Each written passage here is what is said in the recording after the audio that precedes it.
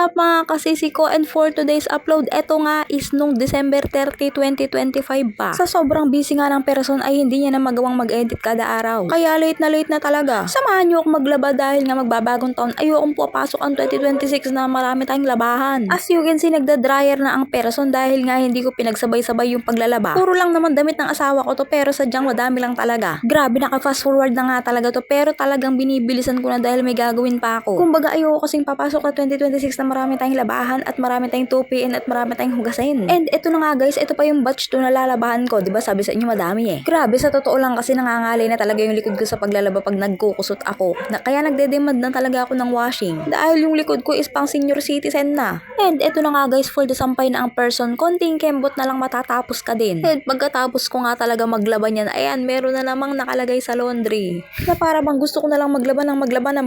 OA na yon, hindi ka Android. Oo. And ayun na nga, ang isa ko pang goal nung araw na yan, December 30, 2025 is makapaglinis ng electric fan. Pero grabe, hindi pa ganun kadumi tong electric fan namin kahit isang buwan na.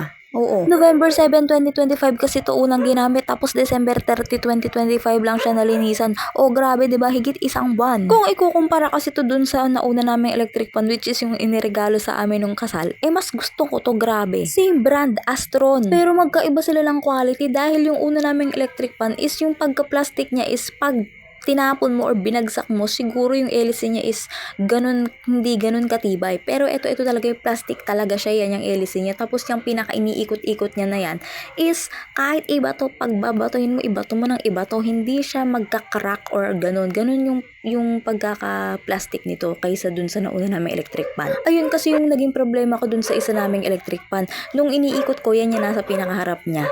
Nag-crack, nagka-line, kaya ayun. Well, anyways, ito na nga, tapos na tayo maglinis and for the assemble na tayo. Samahan niyo ako mag-assemble kasama sa Exodus na makulit.